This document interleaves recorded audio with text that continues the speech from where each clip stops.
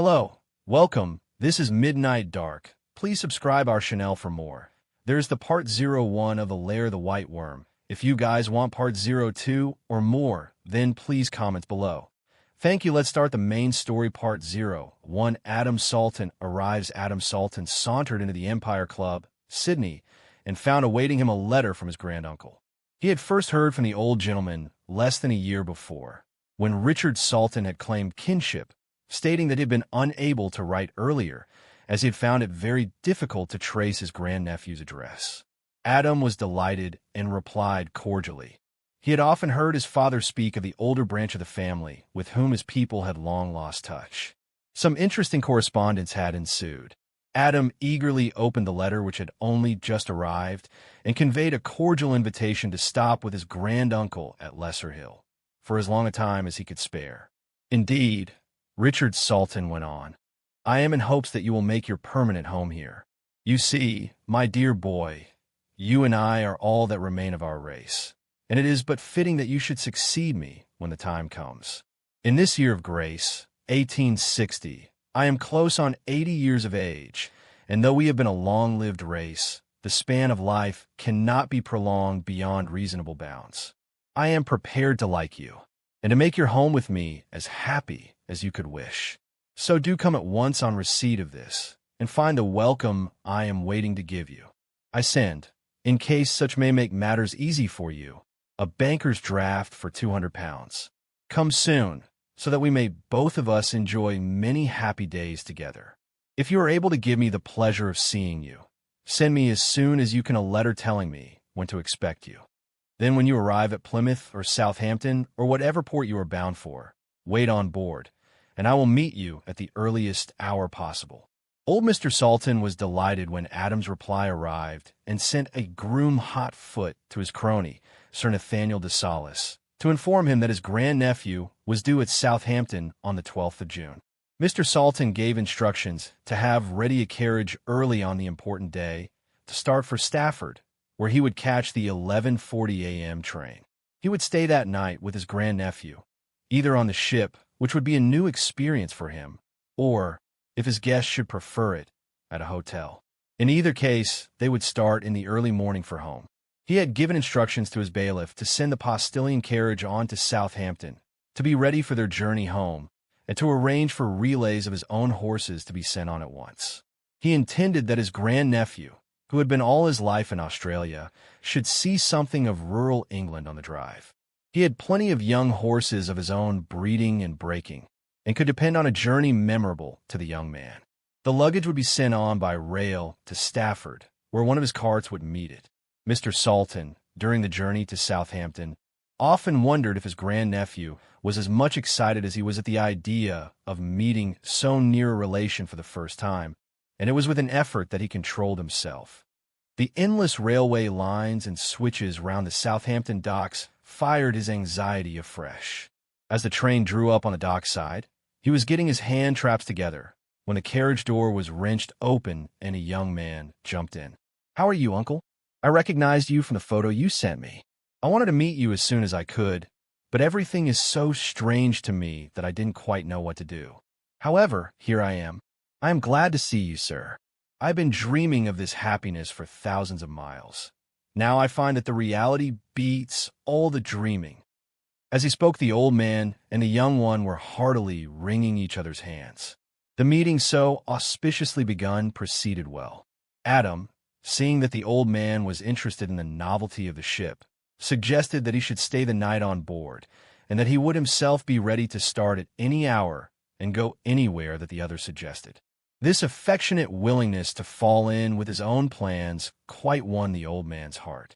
He warmly accepted the invitation, and at once they became not only on terms of affectionate relationship, but almost like old friends.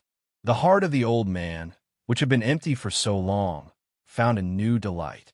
The young man found, on landing in the old country, a welcome and a surrounding in full harmony with all his dreams throughout his wanderings and solitude, and the promise of a fresh and adventurous life. It was not long before the old man accepted him to full relationship by calling him by his Christian name.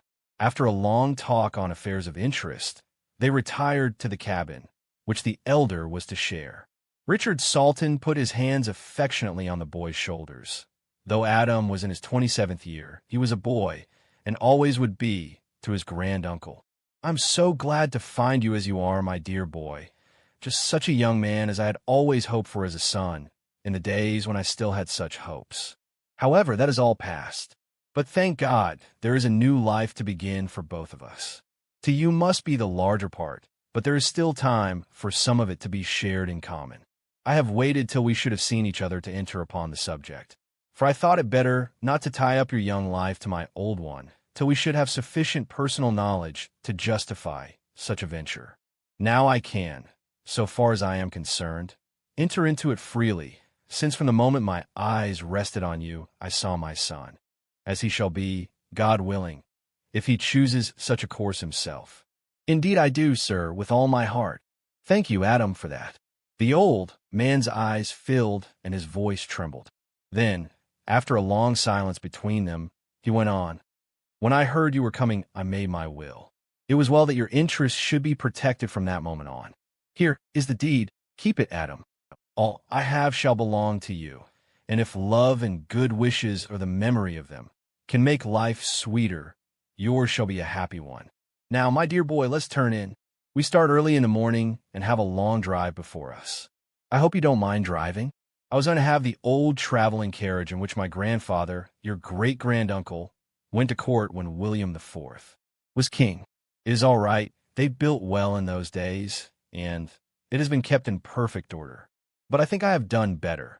I have sent the carriage in which I travel myself. The horses are of my own breeding, and relays of them shall take us all the way. I hope you like horses? They have long been one of my greatest interests in life. I love them, sir, and I am happy to say I have many of my own. My father gave me a horse farm for myself when I was 18. I devoted myself to it, and it has gone on. Before I came away, my steward gave me a memorandum that we have in my own place more than 1,000, nearly all good. I'm glad, my boy. Another link between us. Just fancy what a delight it will be, sir, to see so much of England. And with you. Thank you again, my boy. I will tell you all about your future home and its surroundings as we go. We shall travel in old-fashioned state, I tell you. My grandfather always drove four in hand, and so shall we. Oh, thanks, sir, thanks. May I take the ribbons sometimes? Whenever you choose, Adam. The team is your own. Every horse we use today is to be your own. You are too generous, uncle. Not at all. Only an old man's selfish pleasure. It is not every day that an heir to the old home comes back. And, oh, by the way, no, we had better turn in now. I shall tell you the rest in the morning. Mr. Salton had all his life been an early riser, and necessarily an early waker. But early as he woke on the next morning, and although there was an excuse for not prolonging sleep in the constant whir and rattle of the donkey engine winches of the great ship, he met the eyes of Adam fixed on him from his berth. His grandnephew had given him the sofa, occupying the lower berth himself. The old man, despite his great strength and normal activity, was somewhat tired by his long journey of the day before and the prolonged and exciting interview which followed it. So he was glad to lie still and rest his body, whilst his mind was actively exercised in taking in all he could of his strange surroundings. Adam, too, after the pastoral habit to which he had been bred, woke with the dawn, and was ready to enter on the experiences of the new day whenever it might suit his elder companion. It was little wonder, then, that, so soon as each realized the other's readiness, they simultaneously jumped up and began to dress. The steward had by previous instructions early breakfast prepared, and it was not long before they went down the gangway on shore in search of the carriage. They found Mr. Salton's bailiff looking out for them on the dock, and he brought them at once to where the carriage was waiting in the street. Richard Salton pointed out with pride to his young companion the suitability of the vehicle for every need of travel. To it were harnessed 4 useful horses, with a postilion to each pair. "See," said the old man proudly, "how it has all the luxuries of useful travel, silence and isolation as well as speed. There is nothing to obstruct the view of those traveling, and no one to overhear what they may say. I have used that trap for a quarter of a century, and I never saw one more suitable for travel. You shall test it shortly. We are going to drive through the heart of England, and as we go I'll tell you what I was speaking of last night. Our route is to be by Salisbury, Bath, Bristol, Cheltenham, Worcester, Stafford, and so home." Adam remained silent a few minutes, during which he seemed all eyes, for he perpetually ranged the whole circle of the horizon. "Has our journey today, sir," he asked, "any special relation to what you said last night that you wanted to tell me?" "Not directly, but indirectly, everything. Won't you tell me now? I see we cannot be overheard, and if anything strikes you as we go along, just run it in. I shall understand." So old Salton spoke.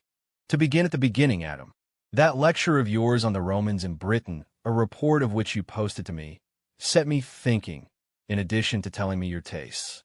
I wrote to you at once, and asked you to come home, for it struck me that if you were fond of historical research, as seemed a fact, this was exactly the place for you, in addition to its being the home of your own forebears. If you could learn so much of the British Romans so far away in New South Wales, where there cannot be even a tradition of them, what might you not make of the same amount of study on the very spot? Where we are going is in the real heart of the old kingdom of Mercia, where there are traces of all the various nationalities which made up the conglomerate which became Britain. I rather gathered that you had some more definite, more personal reason for my hurrying. After all, history can keep, except in the making." "Quite right, my boy. I had a reason, such as you very wisely guessed. I was anxious for you to be here when a rather important phase of our local history occurred." "What is that, if I may ask, sir?" "Certainly. The principal landowner of our part of the county is on his way home, and there will be a great homecoming, which you may care to see. The fact is, for more than a century the various owners in the succession here, with the exception of a short time, have lived abroad." "How is that, sir, if I may ask?" "The great house and estate in our part of the world is Castra Regis, the family seat of the Caswall family. The last owner who lived here was Edgar Caswall, grandfather of the man who is coming here, and he was the only one who stayed even a short time. This man's grandfather, also named Edgar, they keep the tradition of the family Christian name, quarreled with his family and went to live abroad, not keeping up any intercourse, good or bad, with his relatives, although this particular Edgar, as I told you, did visit his family estate, yet his son was born and lived and died abroad, while his grandson, the latest inheritor, was also born and lived abroad till he was over 30, his present age. This was the second line of absentees. The great estate of Castra Regis has had no knowledge of its owner for 5 generations, covering more than 120 years. It has been well administered, however, and no tenant or other connected with it has had anything of which to complain. All the same, there has been much natural anxiety to see the new owner, and we are all excited about the event of his coming.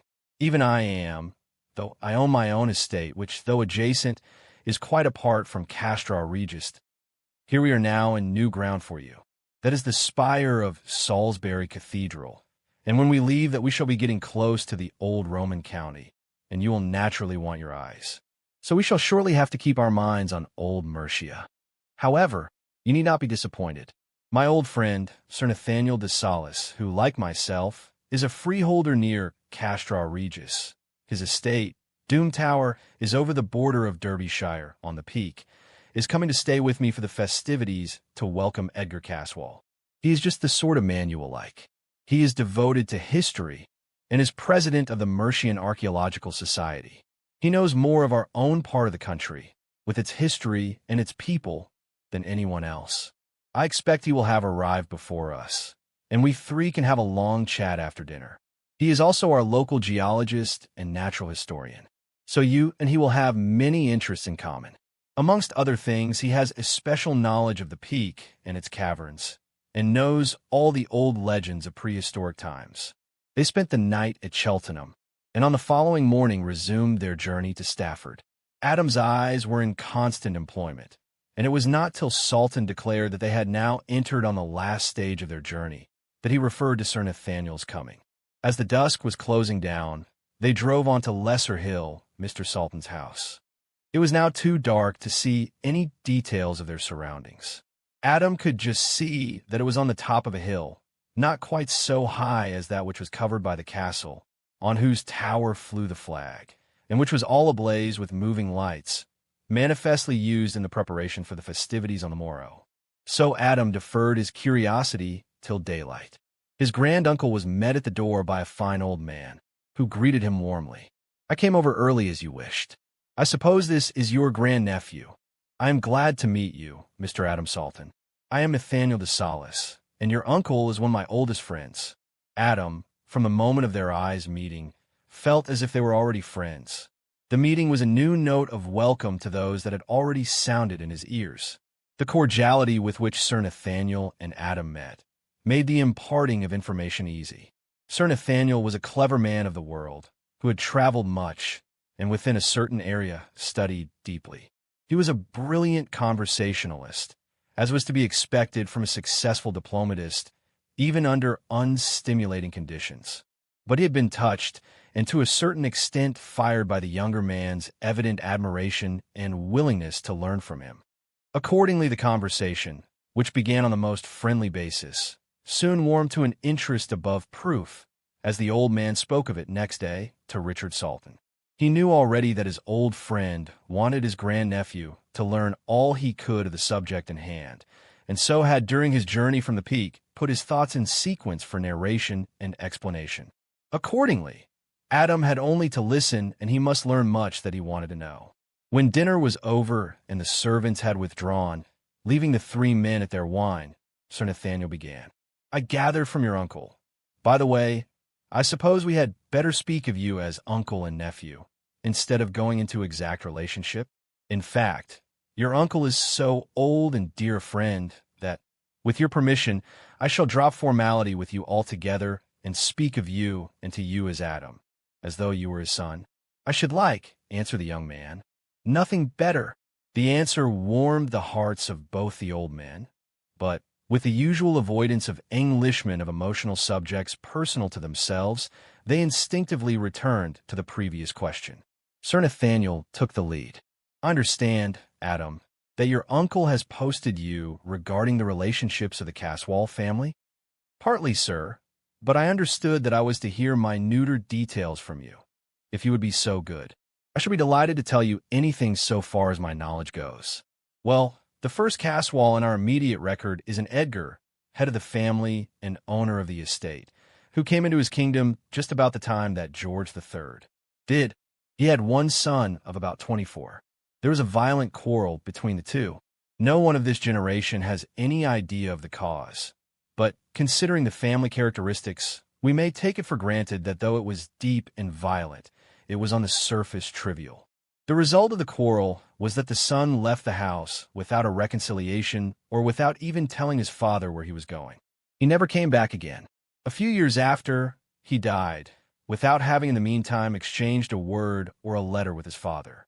He married abroad and left one son, who seems to have been brought up in ignorance of all belonging to him. The gulf between them appears to have been unbridgeable, for in time this son married and in turn had a son, but neither joy nor sorrow brought the sunder together. Under such conditions no rapprochement was to be looked for, and an utter indifference, founded at best on ignorance, took the place of family affection, even on community of interests. It was only due to the watchfulness of the lawyers that the birth of this new heir was ever made known. He actually spent a few months in the ancestral home. After this, the family interest merely rested on heirship of the estate. As no other children have been born to any of the newer generations in the intervening years, all hopes of heritage are now centered in the grandson of this man. Now, it will be well for you to bear in mind the prevailing characteristics of this race. These were well preserved and unchanging. One and all they are the same: cold, selfish, dominant, reckless of consequences in pursuit of their own will. It was not that they did not keep faith, though that was a matter which gave them little concern, but that they took care to think beforehand of what they should do in order to gain their own ends. If they should make a mistake, someone else should bear the burden of it. This was so perpetually recurrent that it seemed to be a part of a fixed policy. It was no wonder that, whatever changes took place, they were always insured in their own possessions. They were absolutely cold and hard by nature. Not one of them, so far as we have any knowledge, was ever known to be touched by the softer sentiments, to swerve from his purpose, or hold his hand in obedience to the dictates of his heart. The pictures and effigies of them all show their adherence to the early Roman type. Their eyes were full, their hair, of raven blackness, grew thick and close and curly. Their figures were massive and typical of strength. The thick black hair, growing low down on the neck, told of vast physical strength and endurance. But the most remarkable characteristic is the eyes.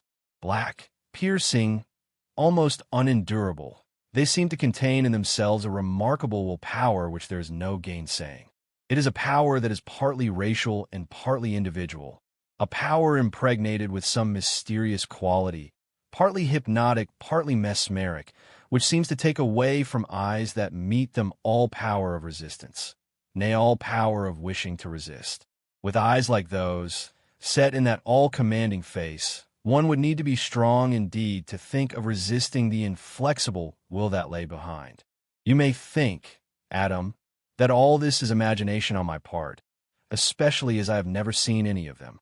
So, it is but imagination based on deep study.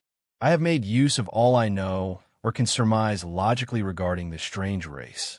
With such strange, compelling qualities, is it any wonder that there is abroad an idea that in the race there is some demoniac possession, which tends to a more definite belief that certain individuals have in the past sold themselves to the devil?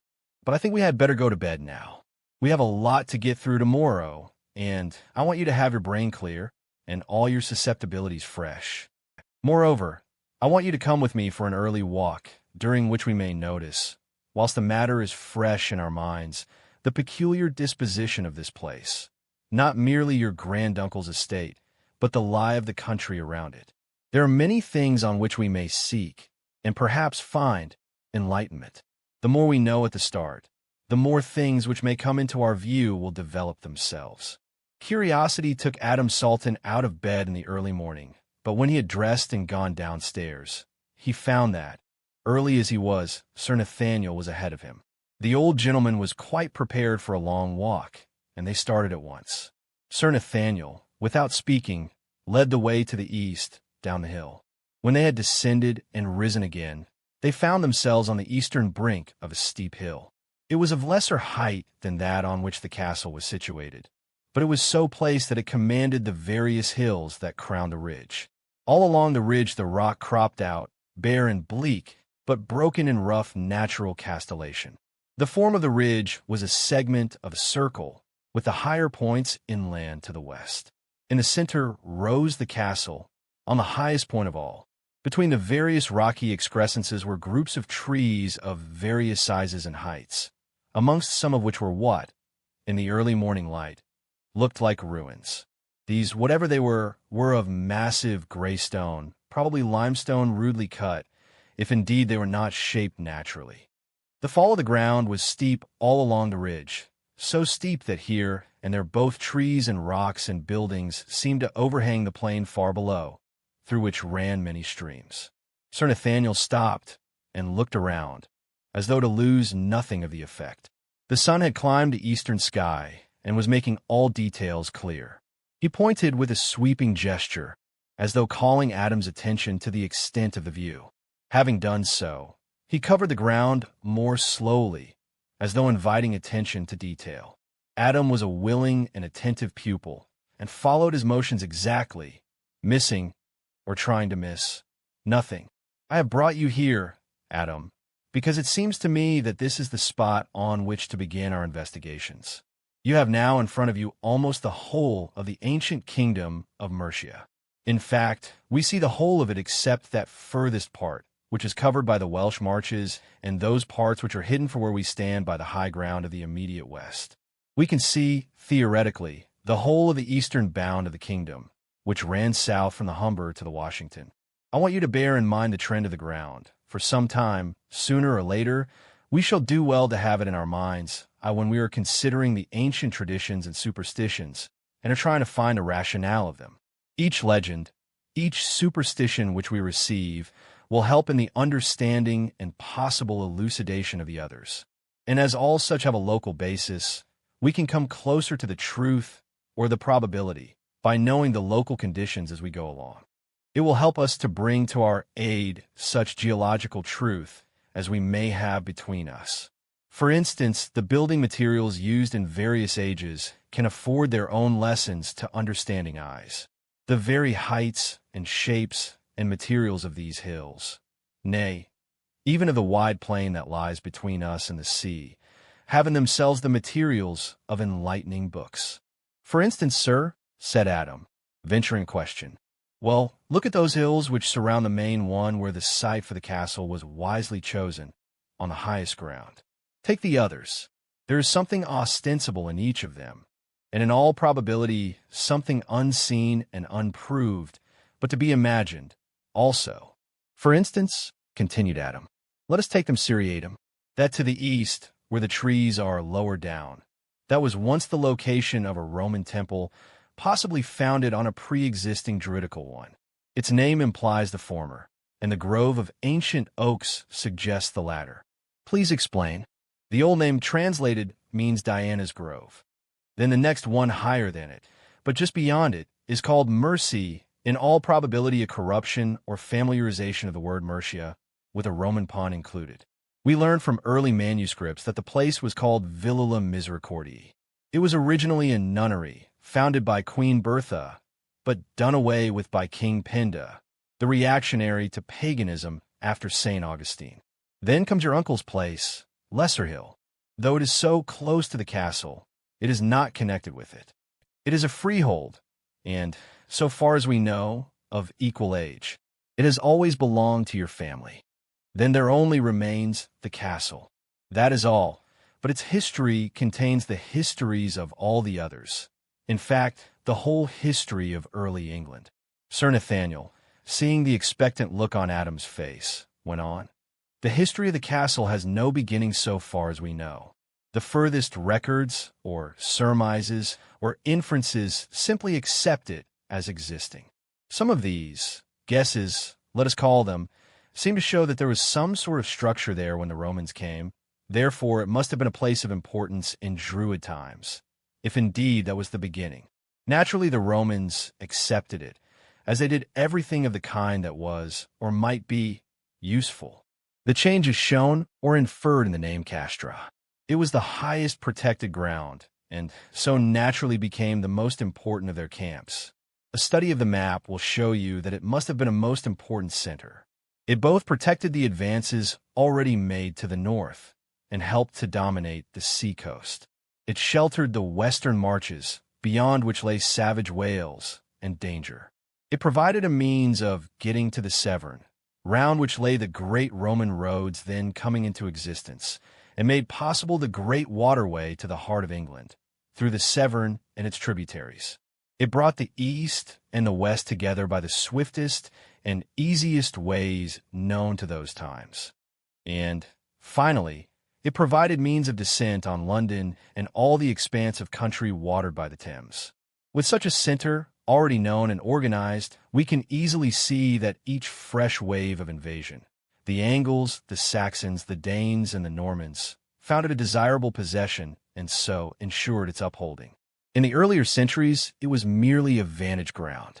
But when the victorious Romans brought with them the heavy, solid fortifications impregnable to the weapons of the time, its commanding position alone ensured its adequate building and equipment. Then it was that the fortified camp of the Caesars developed into the castle of the king. As we are as yet ignorant of the names of the first kings of Mercia, no historian has been able to guess which of them made it his ultimate defense. And I suppose we shall never know now. In process of time, as the arts of war developed, it increased in size and strength. And although recorded details are lacking, the history is written not merely in the stone of its building, but is inferred in the changes of structure. Then the sweeping changes which followed the Norman conquest wiped out all lesser records than its own. Today we must accept it as one of the earliest castles of the conquest, probably not later than the time of Henry I. Roman and Norman were both wise in their retention of places of approved strength or utility. So it was that these surrounding heights, already established and to a certain extent proved, were retained. Indeed, such characteristics as already pertained to them were preserved, and today afford to us lessons regarding things which have themselves long since passed away. So much for the fortified heights, but the hollows too have their own story. But how the time passes! We must hurry home, or your uncle will wonder what has become of us. He started with long steps towards Lesser Hill, and Adam was soon furtively running in order to keep up with him. The Lady Arabella march. Now, there is no hurry, but so soon as you are both ready we shall start, Mr. Salton said when breakfast had begun. I want to take you first to see a remarkable relic of Mercia, and then we'll go to Liverpool through what is called the Great Vale of Cheshire. You may be disappointed, but take care not to prepare your mind, this to Adam, for anything stupendous or heroic. You would not think the place a vale at all, unless you were told so beforehand, and had confidence in the veracity of the teller. We should get to the landing stage in time to meet the West African and catch Mr. Caswall as he comes ashore. We want to do him honor, and besides, it will be more pleasant to have the introductions over before we go to his fate at the castle. The carriage was ready, the same as had been used the previous day, but there were different horses, magnificent animals, and keen for work. Breakfast was soon over, and they shortly took their places. The postilions had their orders, and were quickly on their way at an exhilarating pace. Presently, in obedience to Mr. Salton's signal, the carriage drew up opposite a great heap of stones by the wayside. "Here, Adam," he said, "is something that you of all men should not pass by unnoticed. That heap of stones brings us at once to the dawn of the Anglian kingdom. It was begun more than 1,000 years ago, in the latter part of the 7th century, in memory of a murder. Wulfera, king of Mercia, nephew of Penda, here murdered his 2 sons for embracing Christianity. As was the custom of the time, each passerby added a stone to the memorial heap. Penda represented heathen reaction after St. Augustine's mission. Sir Nathaniel can tell you as much as you want about this, and put you, if you wish, on the track of such accurate knowledge as there is." Whilst they were looking at the heap of stones, they noticed that another carriage had drawn up beside them, and the passenger, there was only one, was regarding them curiously. The carriage was an old, heavy, traveling one, with arms blazoned on it gorgeously. The men took off their hats as the occupant, a lady, addressed them. "How do you do, Sir Nathaniel? How do you do, Mr. Salton? I hope you have not met with any accident. Look at me." As she spoke, she pointed to where one of the heavy springs was broken across, the broken metal showing bright. Adam spoke up at once. "Oh, that can soon be put right." "Soon? There is no one near who can mend a break like that." "I can." "You?" She looked incredulously at the dapper young gentleman who spoke. "You, why, it's a workman's job." "All right. I'm a workman, though that is not the only sort of work I do. I am an Australian, and, as we have to move about fast, we are all trained to farriery and such mechanics as come into travel. I am quite at your service. I hardly know how to thank you for your kindness, of which I gladly avail myself. I don't know what else I can do, as I wish to meet Mr. Caswall of Castra Regis, who arrives home from Africa today. It is a notable homecoming. All the countryside want to do him honor." She looked at the old men and quickly made up her mind as to the identity of the stranger. "You must be Mr. Adam Salton of Lesser Hill. I am Lady Arabella March of Diana's Grove." As she spoke, she turned slightly to Mr. Salton, who took the hint and made a formal introduction. So soon as this was done, Adam took some tools from his uncle's carriage and at once began work on the broken spring. He was an expert workman, and the breach was soon made good. Adam was gathering the tools which he had been using, which, after the manner of all workmen, had been scattered about, when he noticed that several black snakes had crawled out from the heap of stones and were gathering round him. This naturally occupied his mind, and he was not thinking of anything else when he noticed Lady Arabella, who had opened the door of the carriage, slip from it with a quick, gliding motion. She was already among the snakes when he called out to warn her. But there seemed to be no need of warning. The snakes had turned and were wriggling back to the mound as quickly as they could. He laughed to himself behind his teeth as he whispered, No need to fear there. They seemed much more afraid of her than she of them. All the same, he began to beat on the ground with a stick which was lying close to him, with the instinct of one used to such vermin. In an instant he was alone beside the mound with Lady Arabella, who appeared quite unconcerned at the incident. Then he took a long look at her, and her dress alone was sufficient to attract attention. She was clad in some kind of soft white stuff, which clung close to her form, showing to the full every movement of her sinuous figure. She wore a close-fitting cap of some fine fur of dazzling white. Coiled round her white throat was a large necklace of emeralds, whose profusion of color dazzled when the sun shone on them. Her voice was peculiar, very low and sweet, and so soft that the dominant note was of sibilation. Her hands, too, were peculiar, long, flexible, white, with a strange movement as of waving gently to and fro. She appeared quite at ease, and, after thanking Adam, said that if any of his uncle's party were going to Liverpool, she would be most happy to join forces. Whilst you are staying here, Mr. Salton, you must look on the grounds of Diana's Grove as your own, so that you may come and go just as you do in Lesser Hill. There are some fine views, and not a few natural curiosities which are sure to interest you, if you are a student of natural history, especially of an earlier kind, when the world was younger. The heartiness with which she spoke, and the warmth of her words, not of her manner, which was cold and distant, made him suspicious. In the meantime, both his uncle and Sir Nathaniel had thanked her for the invitation, of which, however, they said they were unable to avail themselves. Adam had a suspicion that, though she answered regretfully, she was in reality relieved. When he had got into the carriage with the two old men, and they had driven off, he was not surprised when Sir Nathaniel spoke. I could not but feel that she was glad to be rid of us. She can play her game better alone. What is her game? Asked Adam unthinkingly. All the county knows it, my boy. Caswall is a very rich man. Her husband was rich when she married him, or seemed to be. When he committed suicide, it was found that he had nothing left, and the estate was mortgaged up to the hilt. Her only hope is in a rich marriage. I suppose I need not draw any conclusion. You can do that as well as I can. Adam remained silent nearly all the time they were traveling through the alleged Vale of Cheshire. He thought much during that journey and came to several conclusions, though his lips were unmoved. One of these conclusions was that he would be very careful about paying any attention to Lady Arabella. He was himself a rich man. How rich, not even his uncle had the least idea, and would have been surprised had he known. The remainder of the journey was uneventful, and upon arrival at Liverpool, they went aboard the West African, which had just come to the landing stage.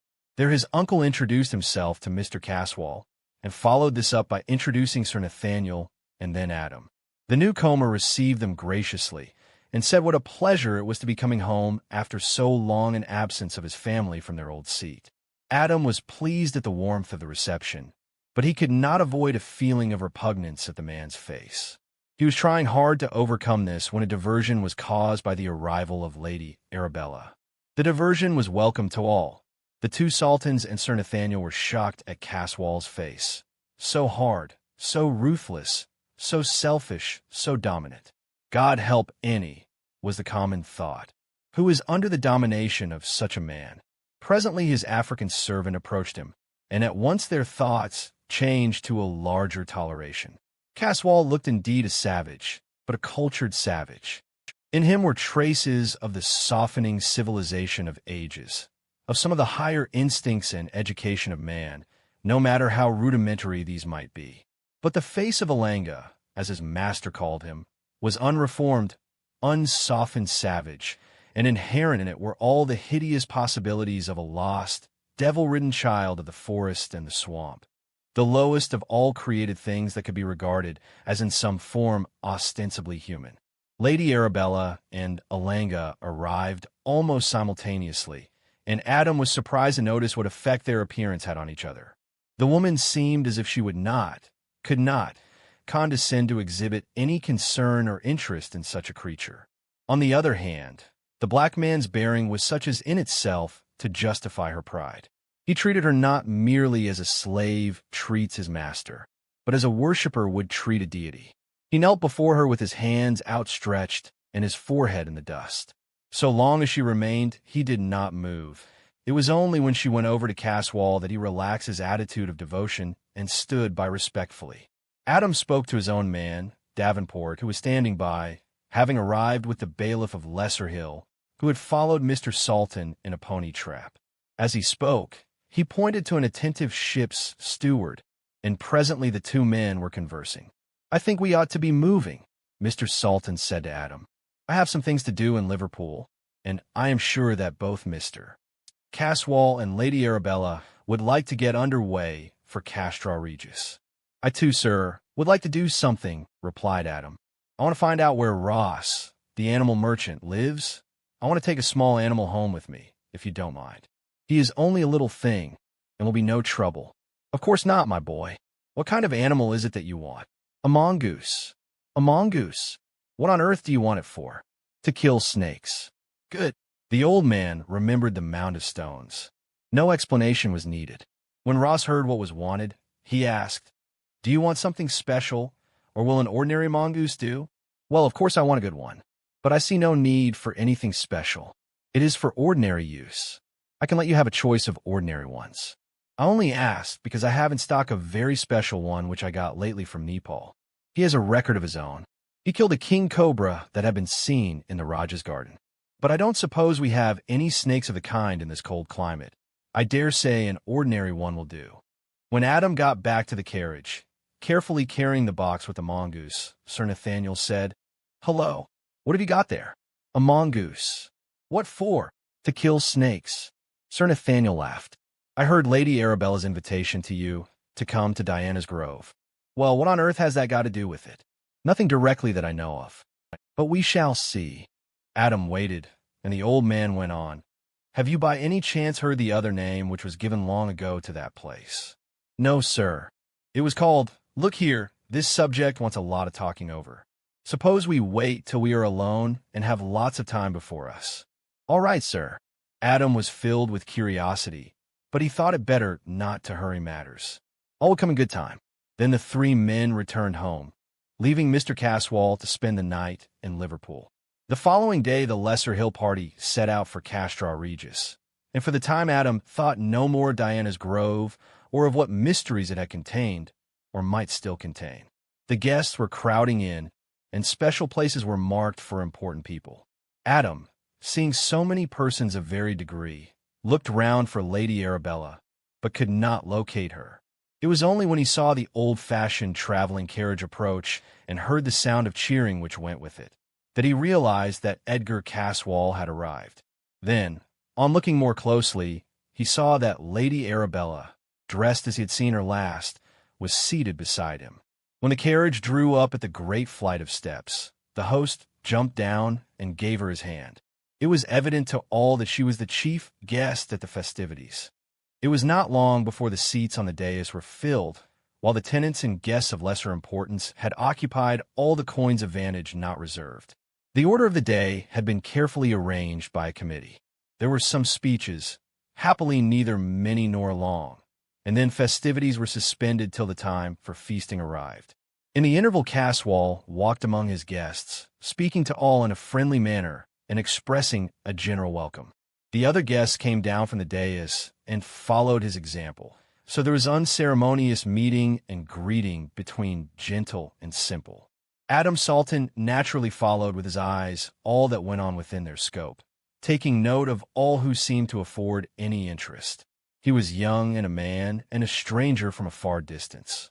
So on all these accounts, he naturally took stock rather of the women than of the men, and of these, those who were young and attractive.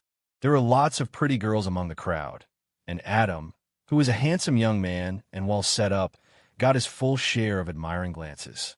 These did not concern him much, and he remained unmoved until there came along a group of three, by their dress and bearing, of the farmer class. One was a sturdy old man. The other two were good-looking girls, one of a little over 20, the other not quite so old. So soon as Adam's eyes met those of a younger girl, who stood nearest to him, some sort of electricity flashed, that divine spark which begins by recognition and ends in obedience. Men call it love, Both his companions noticed how much Adam was taken by the pretty girl, and spoke of her to him in a way which made his heart warm to them. Did you notice that party that passed? The old man is Michael Watford, one of the tenants of Mr. Caswall. He occupies Mercia Farm, which Sir Nathaniel pointed out to you today. The girls are his granddaughters, the elder, Lilla, being the only child of his elder son, who died when she was less than a year old. His wife died on the same day. She is a good girl, as good as she is pretty. The other is her first cousin, the daughter of Watford's second son. He went for a soldier when he was just over 20 and was drafted abroad. He was not a good correspondent, though he was a good enough son. A few letters came, and then his father heard from the colonel of his regiment that he had been killed by dacoits in Burma. He heard from the same source that his boy had been married to a Burmese, and that there was a daughter only a year old. Watford had the child brought home, and she grew up beside Lilla. The only thing that they heard of her birth was that her name was Mimi. The two children adored each other, and do to this day. Strange how different they are. Lilla all fair, like the old Saxon stock from which she is sprung, Mimi showing a trace of her mother's race. Lilla is as gentle as a dove, but Mimi's black eyes can glow whenever she is upset. The only thing that upsets her is when anything happens to injure or threaten or annoy Lilla. Then her eyes glow as do the eyes of a bird when her young are menaced. Mr. Salton introduced Adam to Mr. Watford and his granddaughters, and they all moved on together. Of course, neighbors in the position of the Watfords knew all about Adam Salton, his relationship, circumstances, and prospects. So it would have been strange indeed if both girls did not dream of possibilities of the future. In agricultural England, eligible men of any class are rare. This particular man was specially eligible, for he did not belong to a class in which barriers of caste were strong. So when it began to be noticed that he walked beside Mimi Watford and seemed to desire her society, all their friends endeavored to give the promising affair a helping hand. When the gongs sounded for the banquet, he went with her into the tent where her grandfather had seats. Mr. Salton and Sir Nathaniel noticed that the young man did not come to claim his appointed place at the dais table, but they understood and made no remark, or indeed did not seem to notice his absence. Lady Arabella sat, as before, at Edgar Caswall's right hand. She was certainly a striking and unusual woman, and to all it seemed fitting from her rank and personal qualities that she should be the chosen partner of the heir on his first appearance. Of course, nothing was said openly by those of her own class who were present, but words were not necessary when so much could be expressed by nods and smiles. It seemed to be an accepted thing that at last there was to be a mistress of Castra Regis, and that she was present amongst them. There were not lacking some who, whilst admitting all her charm and beauty, placed her in the second rank, Lilla Watford being marked as first. There was sufficient divergence of type, as well as of individual beauty, to allow of fair comment. Lady Arabella represented the aristocratic type, and Lilla that of the commonalty. When the dusk began to thicken, Mr. Salton and Sir Nathaniel walked home. The trap had been sent away early in the day, leaving Adam to follow in his own time. He came in earlier than was expected, and seemed upset about something. Neither of the elders made any comment. They all lit cigarettes, and as dinner time was close at hand, went to their rooms to get ready. Adam had evidently been thinking in the interval. He joined the others in the drawing room, looking ruffled and impatient, a condition of things seen for the first time. The others, with the patience or the experience of age, trusted to time to unfold and explain things. They had not long to wait. After sitting down and standing up several times, Adam suddenly burst out. "That fellow seems to think he owns the earth. Can't he let people alone? He seems to think that he is only to throw his handkerchief to any woman and be her master." This outburst was in itself enlightening. Only thwarted affection in some guise could produce this feeling in an amiable young man. Sir Nathaniel, as an old diplomatist, had a way of understanding, as if by foreknowledge, the true inwardness of things, and asked suddenly, but in a matter-of-fact, indifferent voice, "Was he after Lilla?" "Yes," and the fellow didn't lose any time either. Almost as soon as they met, he began to butter her up and tell her how beautiful she was. Why, before he left her side, He had asked himself to tea tomorrow at Mercia Farm. Stupid ass. He might see that the girl isn't his sort. I never saw anything like it. It was just like a hawk and a pigeon. As he spoke, Sir Nathaniel turned and looked at Mr. Salton, a keen look which implied a full understanding. Tell us all about it, Adam. There are still a few minutes before dinner, and we shall all have better appetites when we have come to some conclusion on this matter. There is nothing to tell, sir. That is the worst of it.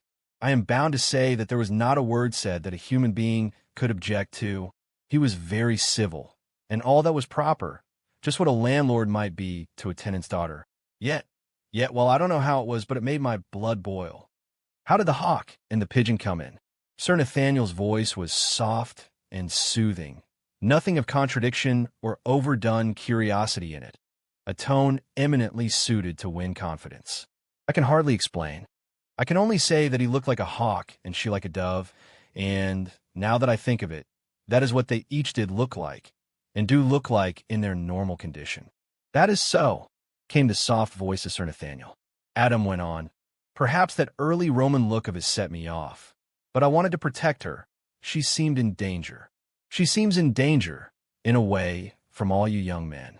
I couldn't help noticing the way that even you looked, as if you wished to absorb her. I hope both you young men will keep your heads cool, put in Mr. Salton. You know, Adam, it won't do to have any quarrel between you, especially so soon after his homecoming and your arrival here. We must think of the feelings and happiness of our neighbors, mustn't we? I hope so, sir. I assure you that, whatever may happen, or even threaten, I shall obey your wishes in this, as in all things.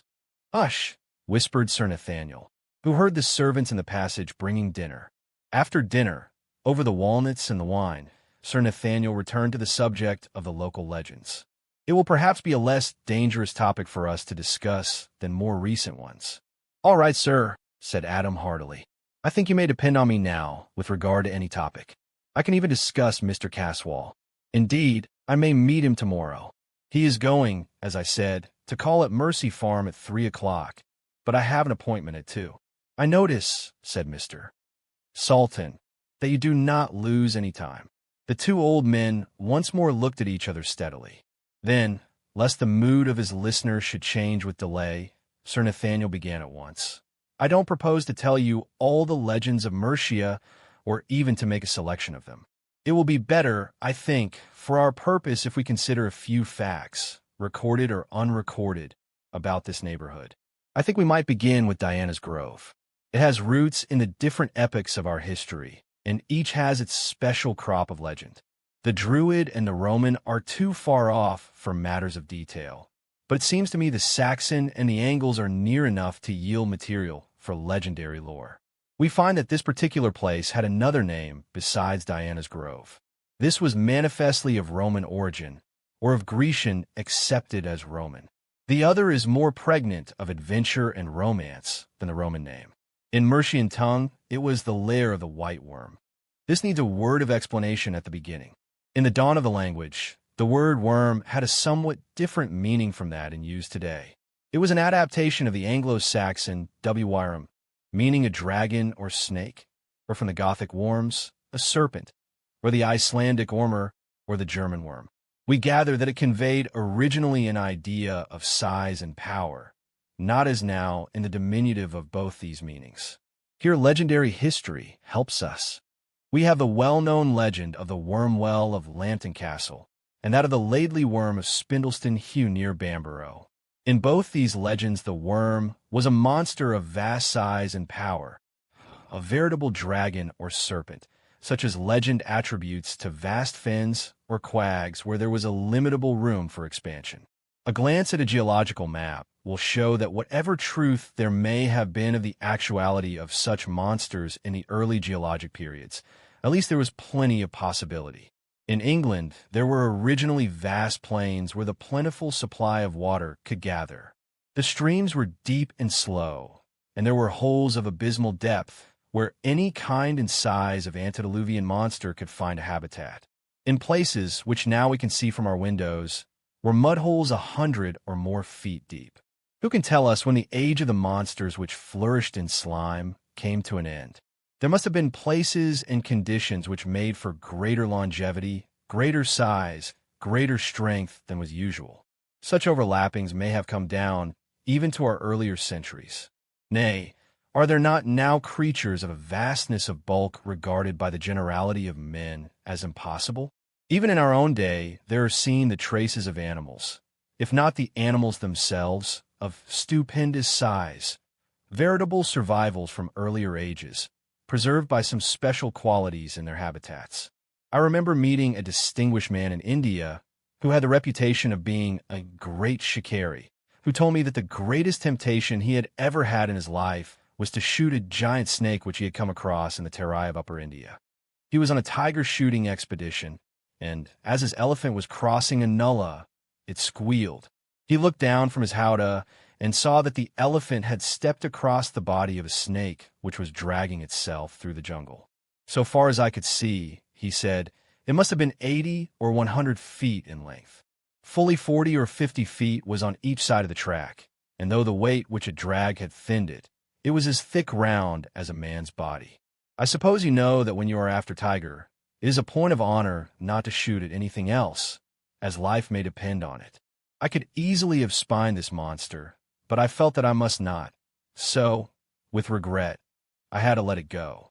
Just imagine such a monster anywhere in this country, and at once we could get a sort of idea of the worms which possibly did frequent the great morasses which spread round the mouths of many of the great European rivers.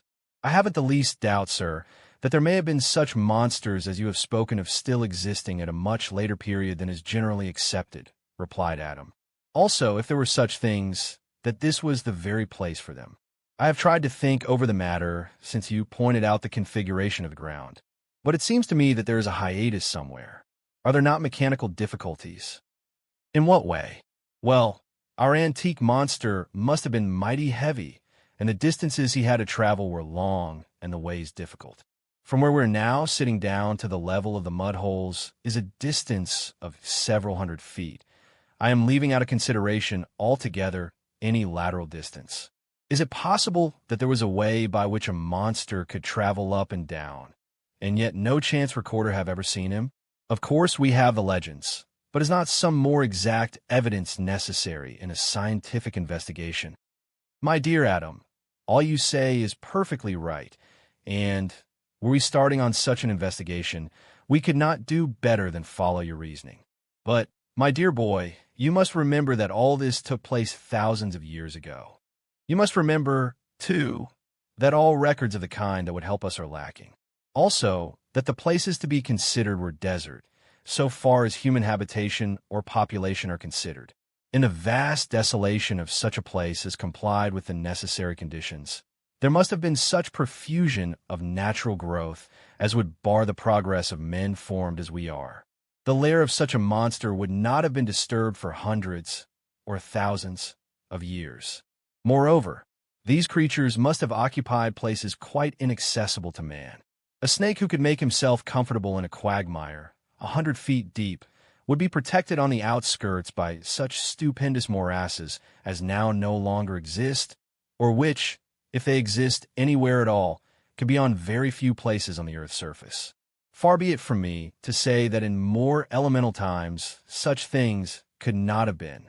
The condition belongs to the geologic age, the great birth and growth of the world, when natural forces ran riot, when the struggle for existence was so savage that no vitality which was not founded in a gigantic form could have even a possibility of survival.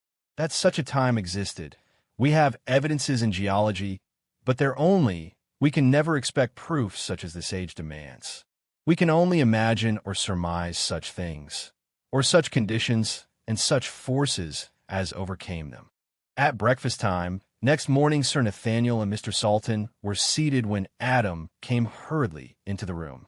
"Any news?" asked his uncle mechanically. For what?" asked Sir Nathaniel. "Snakes," said Adam, helping himself to a grilled kidney. "For snakes. I don't understand." "Mongoose," said Adam, and then added explanatorily, "I was out with the mongoose just after 3. 4 snakes in one morning. Why, I didn't know there were so many on the brow. the local name for the western cliff.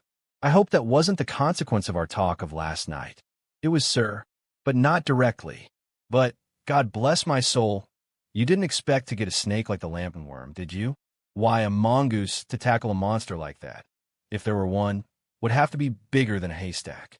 These were ordinary snakes, about as big as a walking stick. Well, it's pleasant to be rid of them, big or little. That is a good mongoose, I am sure. He'll clear out all such vermin round here, said Mr. Salton. Adam went quietly on with his breakfast. Killing a few snakes in a morning was no new experience to him. He left the room the moment breakfast was finished and went to the study that his uncle had arranged for him. Both Sir Nathaniel and Mr. Salton took it that he wanted to be by himself, so as to avoid any questioning or talk of the visit that he was to make that afternoon. They saw nothing further of him till about half an hour before dinner time.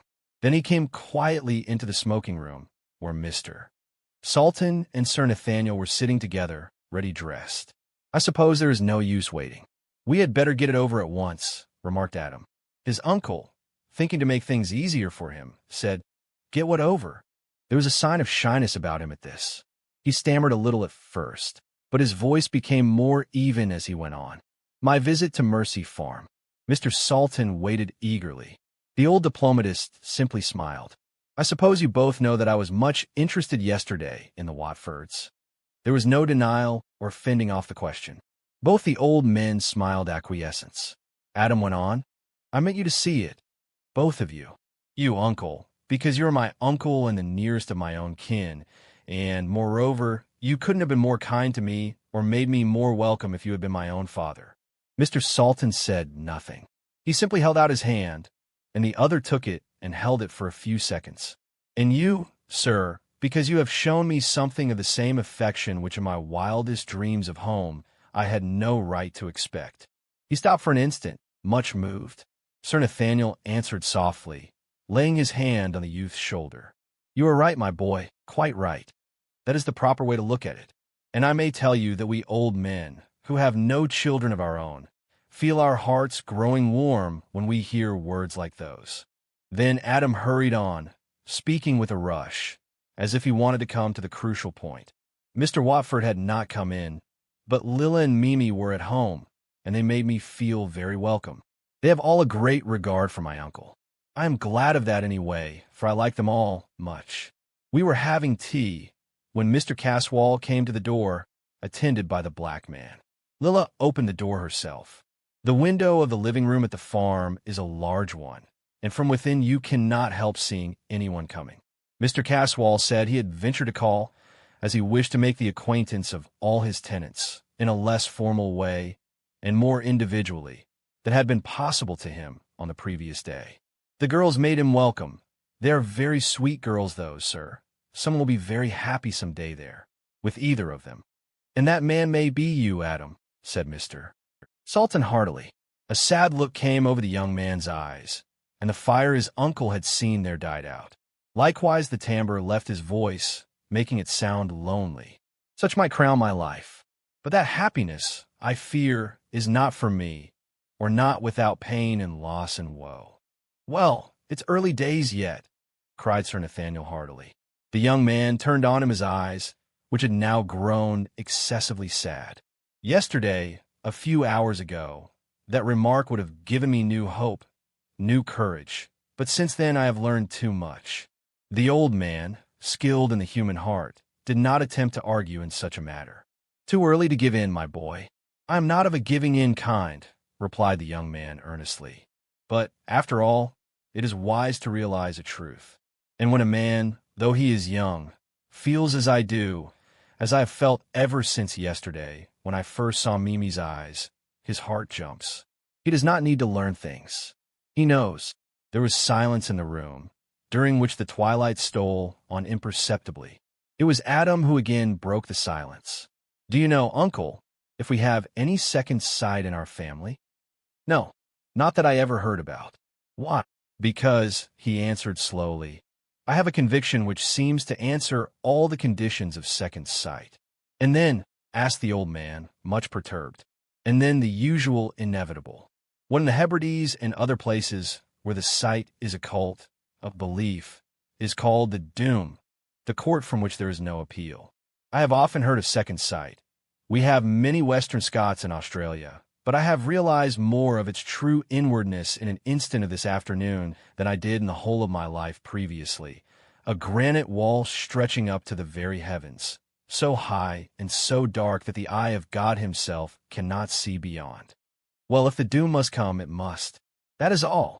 The voice of Sir Nathaniel broke in, smooth and sweet and grave. Can there not be a fight for it? There can for most things. For most things, yes, but for the doom, no. What man can do I shall do. There must be a fight. When and where and how I know not, but a fight there will be. But after all, what is a man in such a case? Adam, there are 3 of us. Salton looked at his old friend as he spoke, and that old friend's eyes blazed. Aye, 3 of us, he said, and his voice rang. There was again a pause, and Sir Nathaniel endeavored to get back to less emotional and more neutral ground. Tell us of the rest of the meeting. Remember, we are all pledged to this. It is a fight à l'outrance, and we can afford to throw away or forego no chance. We shall throw away or lose nothing that we can help. We fight to win, and the stake is a life, perhaps more than one. We shall see. Then he went on in a conversational tone, such as he had used when he spoke of the coming to the farm of Edgar Caswall. When Mr. Caswall came in, the black man went a short distance away and there remained. It gave me the idea that he expected to be called and intended to remain in sight or within hail. Then Mimi got another cup and made fresh tea, and we all went on together. Was there anything uncommon? Were you all quite friendly? Asked Sir Nathaniel quietly. Quite friendly. There was nothing that I could notice out of the common, except, he went on, with a slight hardening of the voice, except that he kept his eyes fixed on Lilla in a way which was quite intolerable to any man who might hold her dear. Now, in what way did he look? Asked Sir Nathaniel. There was nothing in itself offensive, but no one could help noticing it. You did. Miss Watford herself, who was the victim, and Mr. Caswall, who was the offender, are out of range as witnesses. Was there anyone else who noticed? Mimi did. Her face flamed with anger as she saw the look. What kind of look was it? Over-ardent or too admiring, or what? Was it the look of a lover, or one who fain would be? You understand? Yes, sir, I quite understand. Anything of that sort I should of course notice. It would be part of my preparation for keeping my self-control, to which I am pledged. If it were not amatory, was it threatening? Where was the offense? Adam smiled kindly at the old man. It was not amatory. Even if it was, such was to be expected. I should be the last man in the world to object, since I am myself an offender in that respect. Moreover, not only have I been taught to fight fair, but by nature I believe I am just. I would be as tolerant of and as liberal to a rival as I should expect him to be to me. No, the look I mean was nothing of that kind. And so long as it did not lack proper respect, I should not of my own part condescend to notice it. Did you ever study the eyes of a hound? At rest? No, when he is following his instincts. Or, better still, Adam went on, the eyes of a bird of prey when he is following his instincts. Not when he is swooping, but merely when he is watching his quarry. No, said Sir Nathaniel. I don't know that I ever did. Why, may I ask? That was the look. Certainly not amatory or anything of that kind. Yet it struck me more dangerous, if not so deadly, as an actual threatening. Again there was a silence, which Sir Nathaniel broke, as he stood up. I think it would be well if we all thought over this by ourselves. Then we can renew the subject. Mr. Salton had an appointment for 6 o'clock at Liverpool. When he had driven off, Sir Nathaniel took Adam by the arm. May I come with you for a while to your study? I want to speak to you privately without your uncle knowing about it, or even what the subject is. You don't mind, do you? It is not idle curiosity. No. It is on the subject to which we are all committed. Is it necessary to keep my uncle in the dark about it? He might be offended. It is not necessary, but it is advisable. It is for his sake that I asked. My friend is an old man, and it might concern him unduly, even alarm him. I promise you there shall be nothing that could cause him anxiety in our silence, or at which he could take umbrage. Go on, sir, said Adam simply. You see, your uncle is now an old man. I know it, for we were boys together. He has led an uneventful and somewhat self-contained life, so that any such condition of things as has now arisen is apt to perplex him from its very strangeness. In fact, any new matter is trying to old people. It has its own disturbances and its own anxieties, and neither of these things are good for lives that should be restful. Your uncle is a strong man, with a very happy and placid nature. Given health and ordinary conditions of life, there is no reason why he should not live to be 100. You and I, therefore, who both love him, though in different ways, should make it our business to protect him from all disturbing influences. I'm sure you will agree with me that any labor to this end would be well spent. All right, my boy, I see your answer in your eyes, so we need say no more of that. And now, here his voice changed. Tell me all that took place at that interview. There are strange things in front of us. How strange we cannot at present even guess. Doubtless some of the difficult things to understand which lie behind the veil will in time be shown to us to see and to understand. In the meantime, all we can do is to work patiently, fearlessly, and unselfishly to an end that we think is right. You had got so far as where Lilla opened the door to Mr. Caswall and the black man. You also observed that Mimi was disturbed in her mind at the way Mr. Caswall looked at her cousin. Certainly, though disturbed, is a poor way of expressing her objection. Can you remember well enough to describe Caswall's eyes, and how Lilla looked, and what Mimi said and did? Also Oolanga, Caswall's West African servant. I'll do what I can, sir. All the time Mr. Caswall was staring, he kept his eyes fixed and motionless, but not as if he was in a trance. His forehead was wrinkled up, as it is when one is trying to see through or into something. At the best of times his face has not a gentle expression, but when it was screwed up like that, it was almost diabolical. It frightened poor Lilla so that she trembled, and after a bit got so pale that I thought she had fainted. However, she held up and tried to stare back, but in a feeble kind of way. Then Mimi came close and held her hand. That braced her up, and, still, never ceasing her return stare, she got color again and seemed more like herself. Did he stare too? More than ever.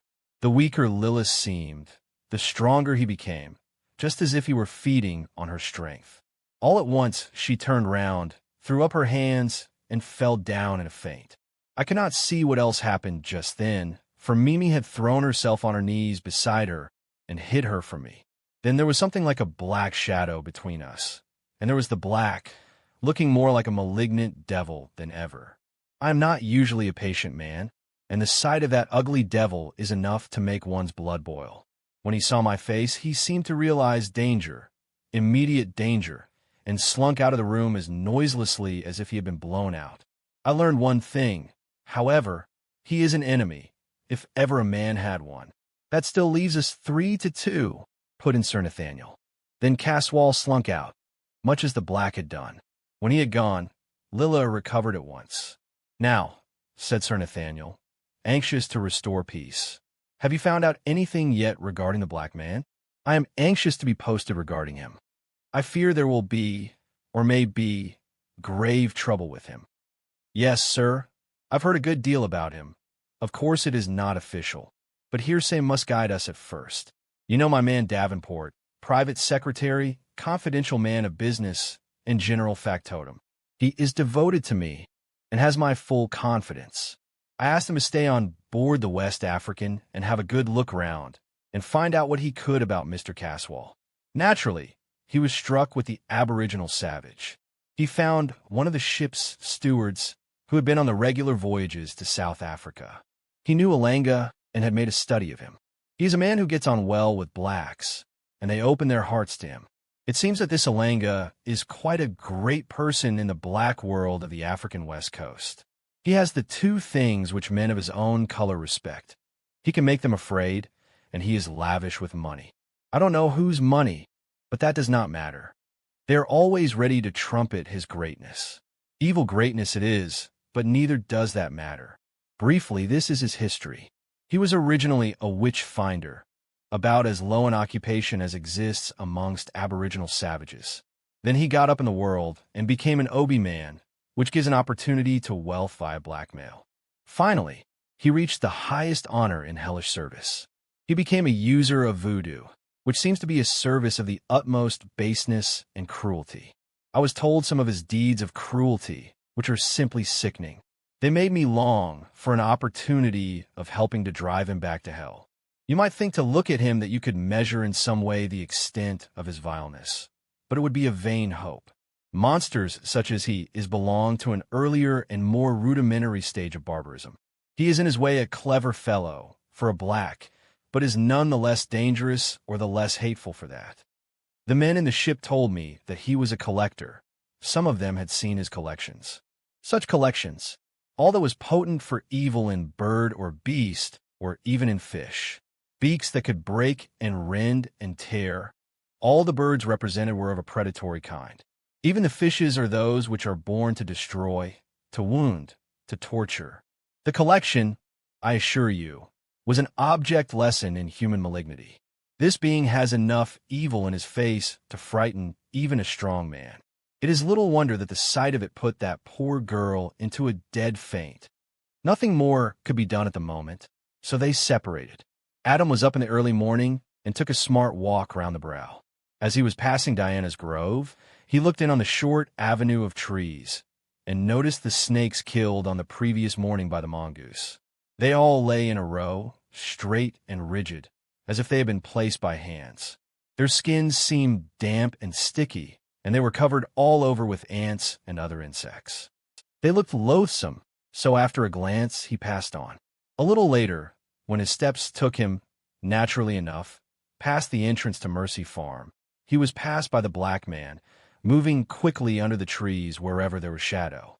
Laid across one extended arm, looking like dirty towels across a rail, he had the horrid-looking snakes. He did not seem to see Adam. No one was to be seen at Mercia except a few workmen in the farmyard. So, after waiting on the chance of seeing Mimi, Adam began to go slowly home. Once more he was passed on the way. This time it was by Lady Arabella, walking hurriedly and so furiously angry that she did not recognize him, even to the extent of acknowledging his bow. When Adam got back to Lesser Hill, he went to the coach house where the box with the mongoose was kept, and took it with him, intending to finish at the Mount of Stone what he had begun the previous morning with regard to the extermination. He found that the snakes were even more easily attacked than on the previous day. No less than 6 were killed in the first half hour. As no more appeared, he took it for granted that the morning's work was over, and went towards home. The mongoose had by this time become accustomed to him, and was willing to let himself be handled freely. Adam lifted him up and put him on his shoulder and walked on. Presently he saw a lady advancing towards him, and recognized Lady Arabella. Hitherto the mongoose had been quiet, like a playful, affectionate kitten, but when the two got close, Adam was horrified to see the mongoose, in a state of the wildest fury, with every hair standing on end, jump from his shoulder and run towards Lady Arabella. It looked so furious and so intent on attack that he called a warning. "Look out, look out! The animal is furious and means to attack." Lady Arabella looked more than ever disdainful and was passing on. The mongoose jumped at her in a furious attack. Adam rushed forward with his stick, the only weapon he had. But just as he got within striking distance, the lady drew out a revolver and shot the animal, breaking his backbone. Not satisfied with this, she poured shot after shot into him till the magazine was exhausted. There was no coolness or hauteur about her now. She seemed more furious even than the animal, her face transformed with hate, and as determined to kill as he had appeared to be. Adam, not knowing exactly what to do, lifted his hat in apology and hurried on to Lesser Hill. At breakfast, Sir Nathaniel noticed that Adam was put out about something, but he said nothing. The lesson of silence is better remembered in age than in youth. When they were both in the study, where Sir Nathaniel followed him, Adam at once began to tell his companion of what had happened. Sir Nathaniel looked graver and graver as the narration proceeded, and when Adam had stopped, he remained silent for several minutes before speaking. "This is very grave. I have not formed any opinion yet, but it seems to me at first impression that this is worse than anything I had expected." "Why, sir," said Adam, "is the killing of a mongoose, no matter by whom, So serious a thing as all that. His companion smoked on quietly for quite another few minutes before he spoke. When I have properly thought it over, I may moderate my opinion. But in the meantime, it seems to me that there is something dreadful behind all this. Something that may affect all our lives. That may mean the issue of life or death to any of us. Adam sat up quickly. Do tell me, sir, what is in your mind? If, of course, you have no objection, or do not think it better to withhold it. I have no objection, Adam. In fact, if I had, I should have to overcome it. I fear there can be no more reserved thoughts between us. Indeed, sir, that sounds serious, worse than serious. Adam, I greatly fear that the time has come for us, for you and me, at all events, to speak out plainly to one another. Does not there seem something very mysterious about this? I have thought so, sir, all along. The only difficulty one has is what one is to think and where to begin. Let us begin with what you have told me. First, take the conduct of the mongoose. He was quiet, even friendly and affectionate with you. He only attacked the snakes, which is, after all, his business in life. That is so. Then we must try to find some reason why he attacked Lady Arabella.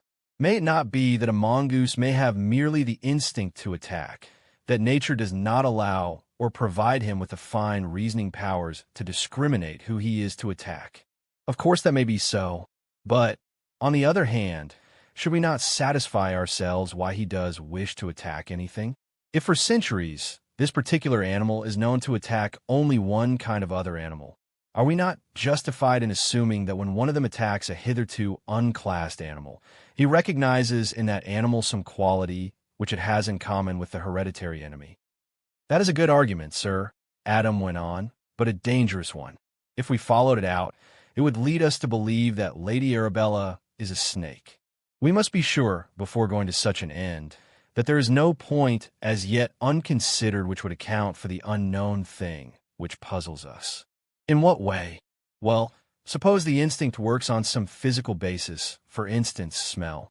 If there were anything in recent juxtaposition to the attacked which would carry the scent, surely that would supply the missing cause. Of course, Adam spoke with conviction. Now, from what you tell me, the black man had just come from the direction of Diana's grove, carrying the dead snakes which the mongoose had killed the previous morning. Might not the scent have been carried that way? Of course it might, and probably was. I never thought of that. Is there any possible way of guessing approximately how long a scent will remain? You see, this is a natural scent, and may derive from a place where it has been effective for thousands of years. Then, does a scent of any kind carry with it any form or quality of another kind, either good or evil? I ask you because one ancient name of the house lived in by the lady who was attacked by the mongoose was the Lair of the white worm. If any of these things be so, our difficulties have multiplied indefinitely. They may even change in kind. We may get into moral entanglements. Before we know it, we may be in the midst of a struggle between good and evil. Sir Nathaniel smiled gravely. With regard to the first question, so far as I know, there are no fixed periods for which a scent may be active. I think we may take it that that period does not run into thousands of years. As to whether any moral change accompanies a physical one, I can only say that I have met no proof of the fact. At the same time, we must remember that good and evil are terms so wide as to take in the whole scheme of creation and all that is implied by them and by their mutual action and reaction. Generally, I would say that in the scheme of a first cause, anything is possible. So long as the inherent forces or tendencies of any one thing are veiled from us, we must expect mystery. There is one other question on which I should like to ask your opinion. Suppose that there are any permanent forces appertaining to the past, what we may call survivals. Do these belong to good as well as to evil? For instance, if the scent of the primeval monster can so remain in proportion to the original strength, can the same be true of things of good import? Sir Nathaniel thought for a while before he answered. We must be careful not to confuse the physical and the moral. I can see that already you have switched on the moral entirely, so perhaps we had better follow it up first. On the side of the moral, we have certain justification for belief in the utterances of revealed religion. For instance, The effectual fervent prayer of a righteous man availeth much, is altogether for good. We have nothing of a similar kind on the side of evil. But if we accept this dictum, we need have no more fear of mysteries. These become thenceforth merely obstacles. Adam suddenly changed to another phase of the subject. And now, sir, may I turn for a few minutes to purely practical things, or rather to matters of historical fact? Sir Nathaniel bowed acquiescence. We have already spoken of the history, so far as it is known, of some of the places round us, Castra Regis, Diana's Grove, and the Lair of the White Worm. I would like to ask if there is anything not necessarily of evil import about any of the places? Which? Asked Sir Nathaniel shrewdly. Well, for instance, this house and Mercy Farm. Here we turn, said Sir Nathaniel, to the other side, the light side of things. Let's take Mercy Farm first. When Augustine was sent by Pope Gregory to Christianize England, in the time of the Romans, he was received and protected by Ethelbert, King of Kent, whose wife, daughter of Cheribert, King of Paris, was a Christian and did much for Augustine. She founded a nunnery in memory of Columba, which was named Seds Misericordio, the House of Mercy, and as the region was Mercian, the two names became involved. As Columba is the Latin for dove, the dove became a sort of signification of the nunnery. She seized on the idea and made the newly founded nunnery a house of doves. Someone sent her a freshly discovered dove, a sort of carrier, but which had in the white feathers of its head and neck the form of a religious cowl. The nunnery flourished for more than a century, when, in the time of Pinda, who was the reactionary of heathendom, it fell into decay. In the meantime, the doves, protected by religious feeling, had increased mightily, and were known in all Catholic communities. When King Offa ruled in Mercia, about 150 years later, he restored Christianity, and under its protection the nunnery of St. Columba was restored and its doves flourished again. In process of time, this religious house again fell into desuetude, but before it disappeared it had achieved a great name for good works, and in especial for the piety of its members. If deeds and prayers and hopes and earnest thinking leave anywhere any moral effect, Mercy Farm and all around it have almost the right to be considered holy ground. "Thank you, sir," said Adam earnestly, and was silent. Sir Nathaniel understood. After lunch that day, Adam casually asked Sir Nathaniel to come for a walk with him.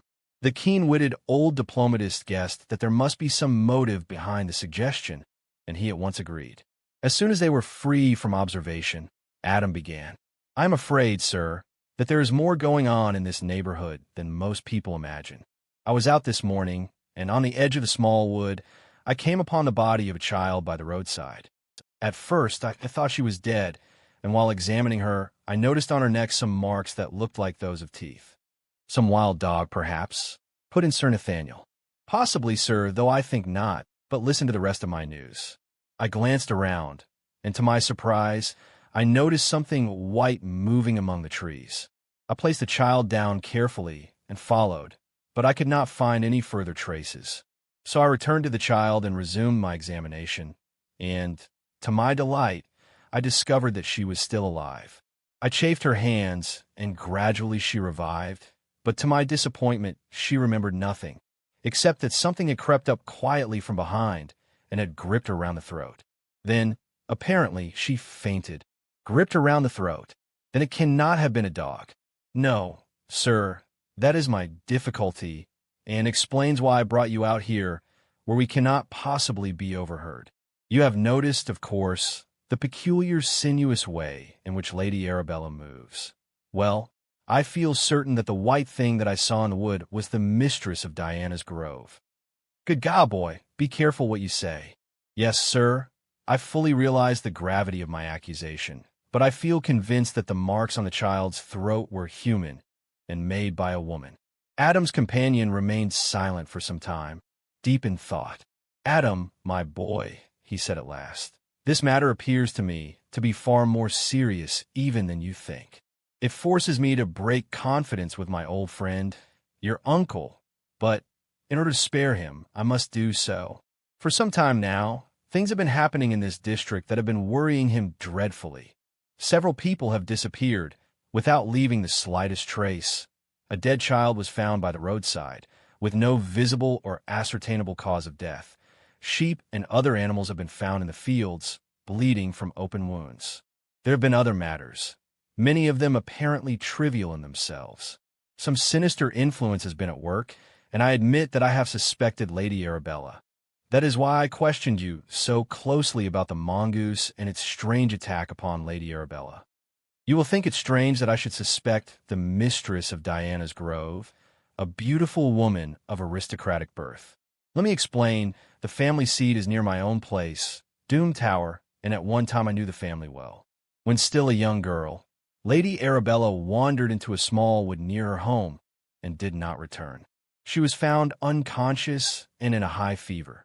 The doctor said that she had received a poisonous bite, and the girl being at a delicate and critical age, the result was serious, so much so that she was not expected to recover.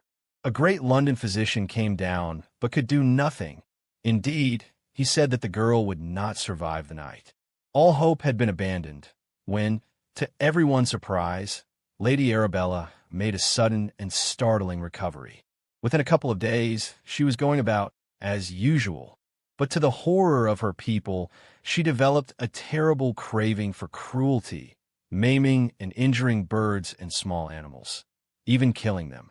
This was put down to a nervous disturbance due to her age, and it was hoped that her marriage to Captain March would put this right. However, it was not a happy marriage, and eventually her husband was found shot through the head. I have always suspected suicide, though no pistol was found near the body.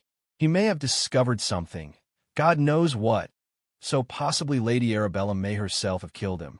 Putting together many small matters that have come to my knowledge, I have come to the conclusion that the foul white worm obtained control of her body, just as her soul was leaving its earthly tenement.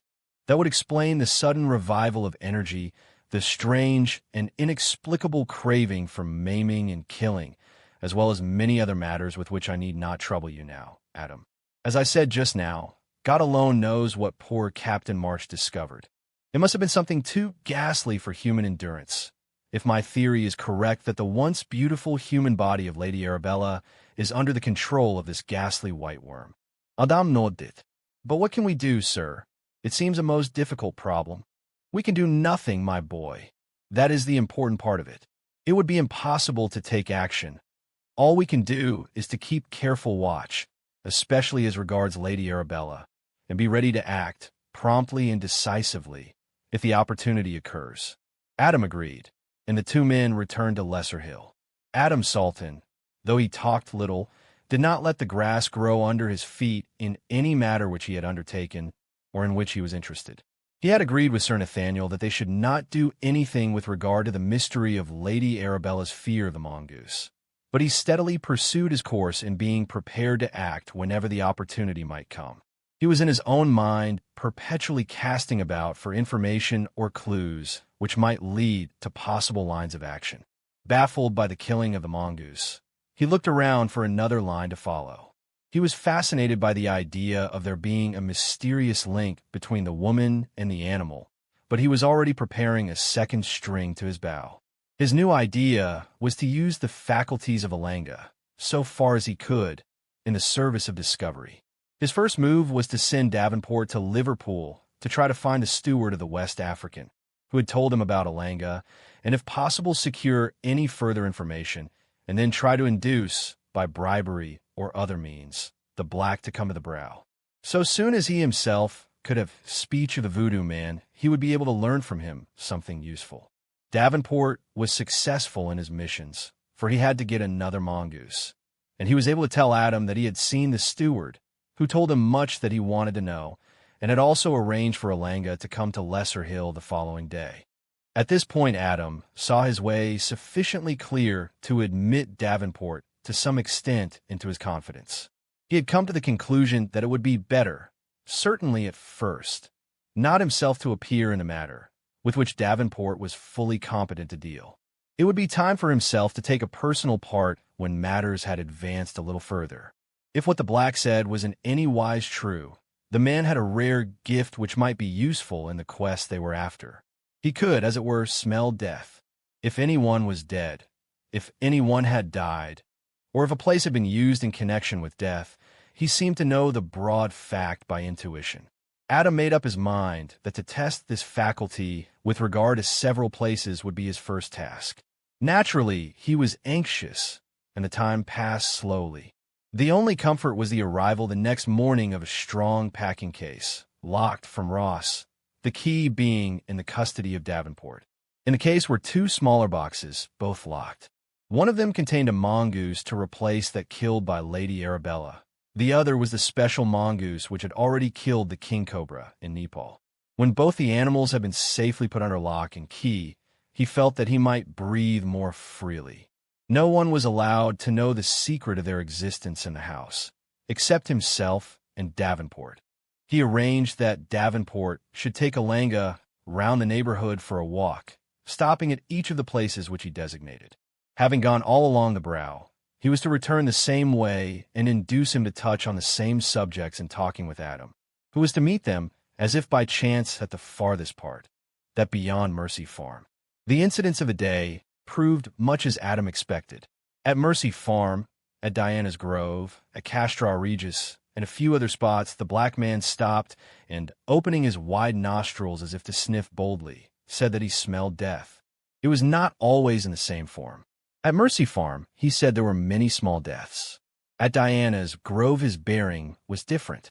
There was a distinct sense of enjoyment about him, especially when he spoke of many great deaths.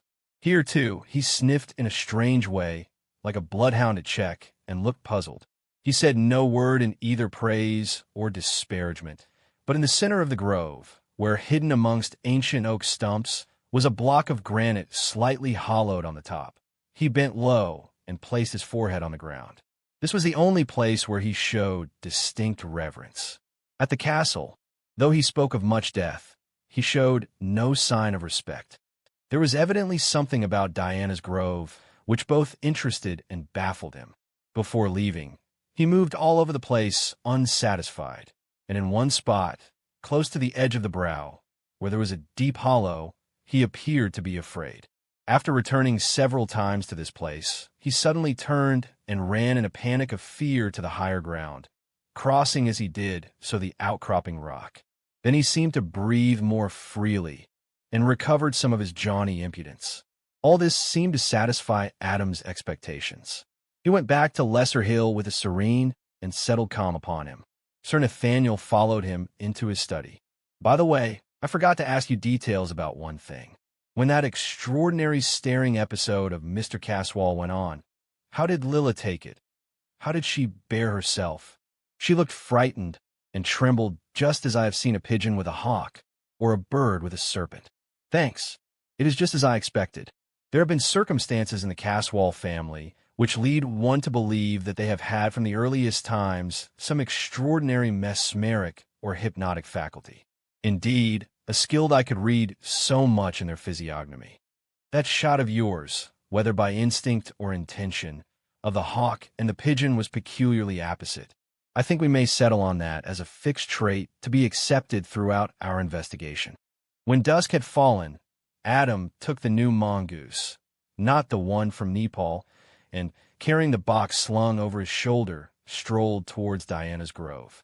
Close to the gateway, he met Lady Arabella, clad as usual in tightly fitting white, which showed off her slim figure. To his intense astonishment, the mongoose allowed her to pet him, take him up in her arms, and fondle him. As she was going in his direction, they walked on together. Round a roadway between the entrances of Diana's Grove and Lesser Hill were many trees, with not much foliage except at the top. In the dusk, this place was shadowy, and the view was hampered by the clustering trunks. In the uncertain, tremulous light which fell through the treetops, it was hard to distinguish anything clearly, and at last, somehow, he lost sight of her altogether and turned back on his track to find her. Presently, he came across her close to her own gate. She was leaning over the paling of split oak branches which formed the paling of the avenue. He could not see the mongoose, so he asked her where it had gone. "He slipped out of my arms while I was petting him," she answered, "and disappeared under the hedges." They found him at a place where the avenue widened so as to let carriages pass each other. The little creature seemed quite changed. He had been ebulliently active. Now he was dull and spiritless, seemed to be dazed.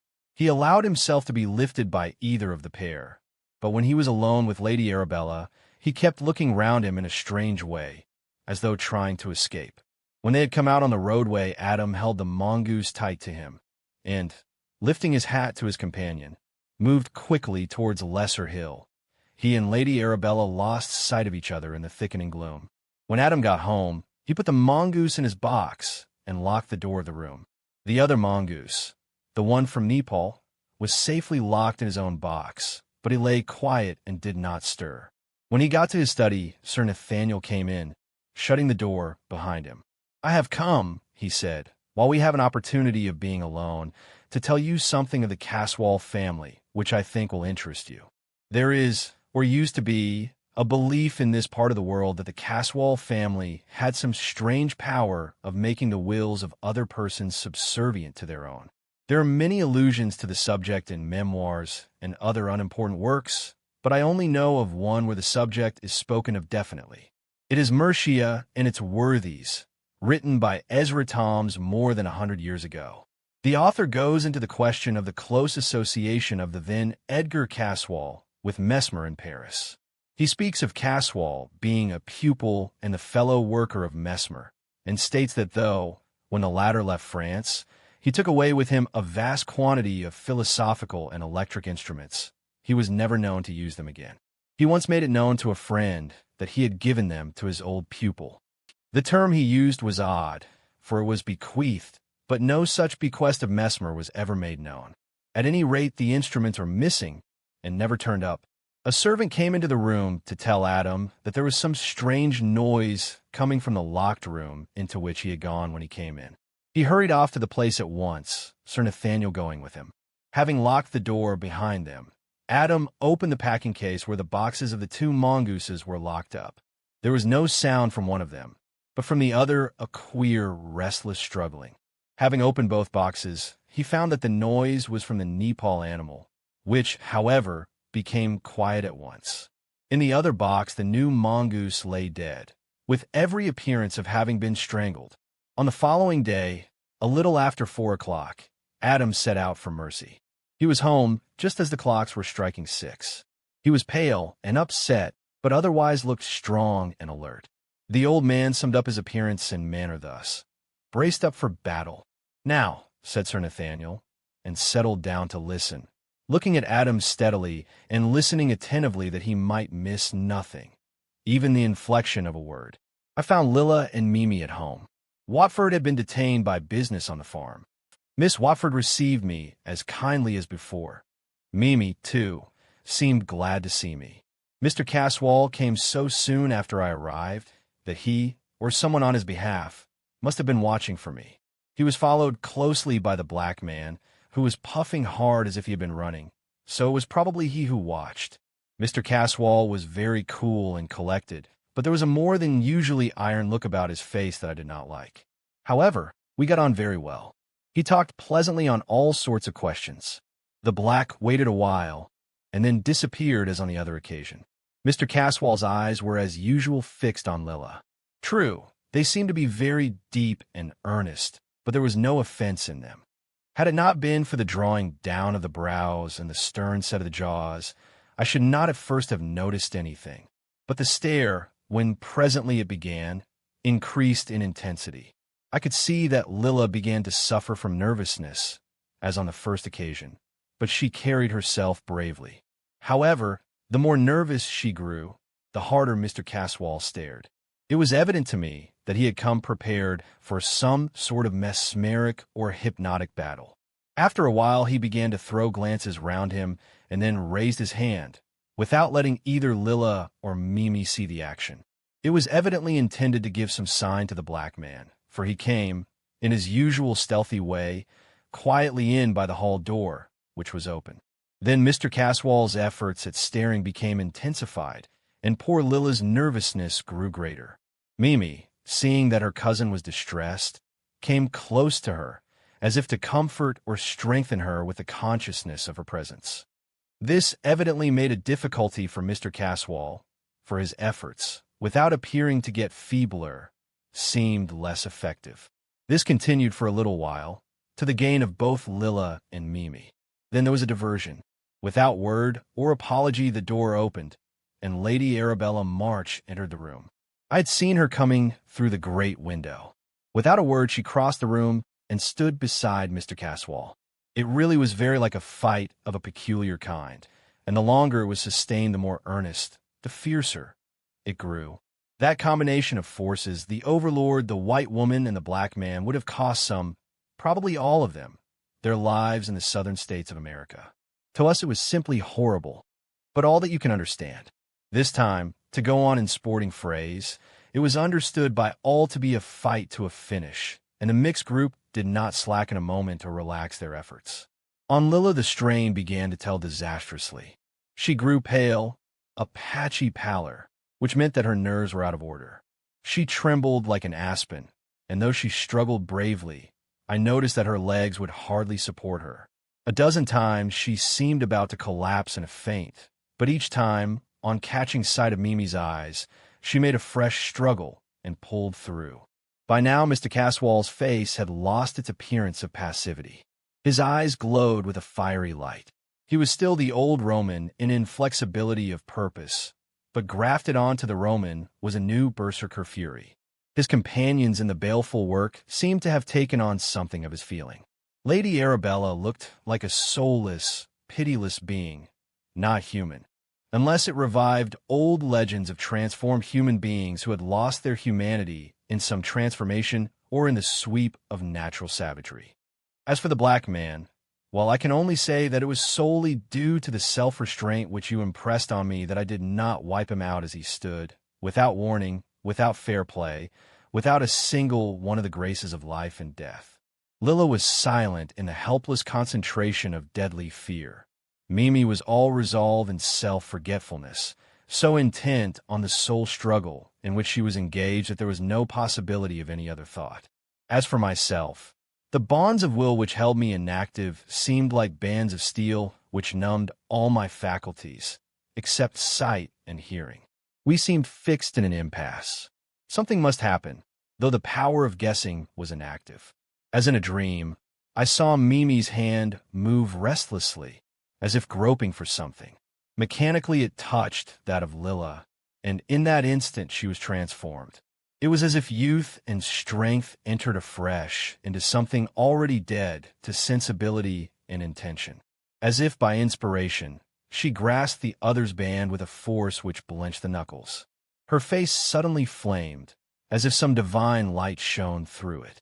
Her form expanded till it stood out majestically. Lifting her right hand, she stepped forward towards Caswall, and with a bold sweep of her arm, seemed to drive some strange force towards him. Again and again was the gesture repeated, the man falling back from her at each movement. Towards the door he retreated, she following.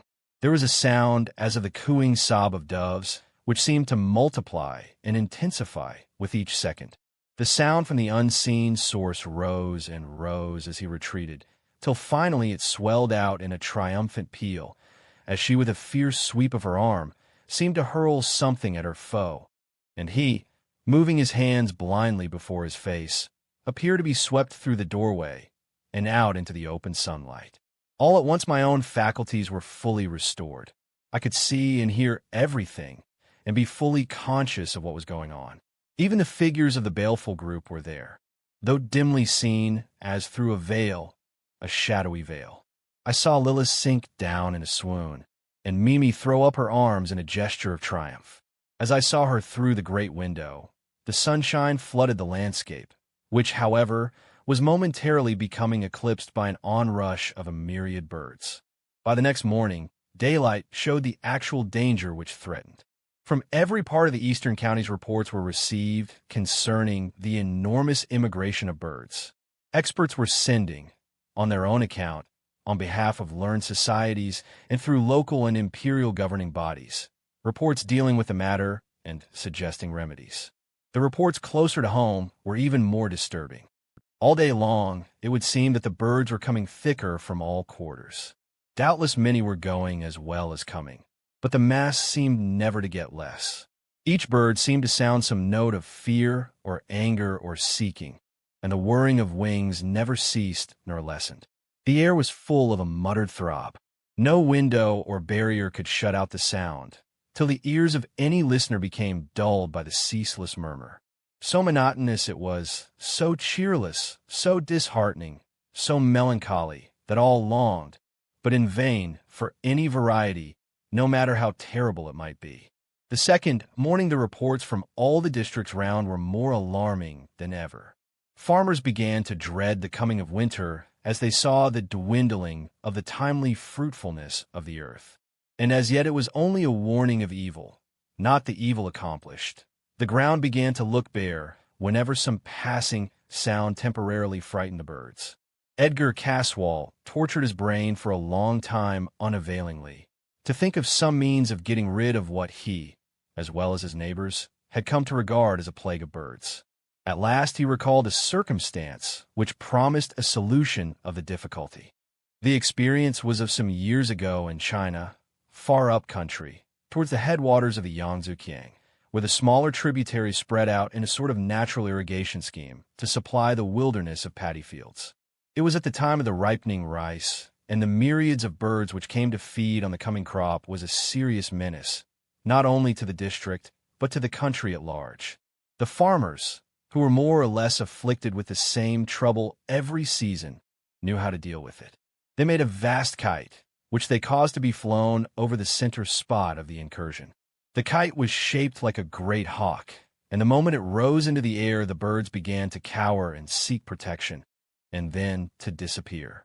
So long as that kite was flying overhead, the birds lay low and the crop was saved. Accordingly, Caswall ordered his men to construct an immense kite, adhering as well as they could to the lines of a hawk. Then he and his men, with a sufficiency of cord, began to fly it high overhead. The experience of China was repeated. The moment the kite rose, the birds hid or sought shelter. The following morning, the kite was still flying high. No bird was to be seen as far as the eye could reach from Castra Regis. But there followed in turn what proved even a worse evil. All the birds were cowed. Their sound stopped. Neither song nor chirp was heard. Silence seemed to have taken the place of the normal voices of bird life. But that was not all. The silence spread to all animals. The fear and restraint which brooded amongst the denizens of the air began to affect all life. Not only did the birds cease song or chirp, but the lowing of the cattle ceased in the fields, and the varied sounds of life died away. In place of these things was only a soundless gloom, more dreadful, more disheartening, more soul-killing than any concourse of sounds, no matter how full of fear and dread. Pious individuals put up constant prayers for relief from the intolerable solitude. After a little, there were signs of universal depression, which those who ran might read. One and all, the faces of men and women seemed bereft of vitality, of interest, of thought, and, most of all, of hope. Men seemed to have lost the power of expression of their thoughts. The soundless air seemed to have the same effect as the universal darkness when men gnawed their tongues with pain. From this infliction of silence, there was no relief. Everything was affected. Gloom was the predominant note. Joy appeared to have passed away as a factor of life, and this creative impulse had nothing to take its place. That giant spot in high air was a plague of evil influence. It seemed like a new misanthropic belief which had fallen on human beings, carrying with it the negation of all hope. After a few days, men began to grow desperate. Their very words as well as their senses seemed to be in chains. Edgar Caswall again tortured his brain to find any antidote or palliative of this greater evil than before. He would gladly have destroyed the kite, or caused its flying to cease. But the instant it was pulled down, the birds rose up in even greater numbers. All those who depended in any way on agriculture sent pitiful protests to Castra Regis. It was strange indeed what influence that weird kite seemed to exercise. Even human beings were affected by it, as if both it and they were realities. As for the people at Mercia Farm, It was like a taste of actual death. Lilla felt it most. If she had been indeed a real dove, with a real kite hanging over her in the air, she could not have been more frightened or more affected by the terror this created. Of course, some of those already drawn into the vortex noticed the effect on individuals. Those who were interested took care to compare their information. Strangely enough, as it seemed to the others, the person who took the ghastly silence least to heart was the black man. By nature, he was not sensitive to or afflicted by nerves. This alone would not have produced the seeming indifference, so they set their minds to discover the real cause. Adam came quickly to the conclusion that there was for him some compensation that the others did not share, and he soon believed that that compensation was in one form or another the enjoyment of the sufferings of others. Thus the black had a never-failing source of amusement. Lady Arabella's cold nature rendered her immune to anything in the way of pain or trouble concerning others. Edgar Caswall was far too haughty a person and too stern of nature to concern himself about poor or helpless people, much less the lower order of mere animals. Mr. Watford, Mr. Salton, and Sir Nathaniel were all concerned in the issue, partly from kindness of heart, for none of them could see suffering, even of wild birds, unmoved, and partly on account of their property, which had to be protected, or ruin would stare them in the face before long. Lilla suffered acutely. As time went on, her face became pinched and her eyes dull with watching and crying. Mimi suffered too on account of her cousin's suffering. But as she could do nothing, she resolutely made up her mind to self-restraint and patience. Adam's frequent visits comforted her. The end of Part 1. If you want Part 02 or more, then please comment below. Please subscribe our channel. Thank you.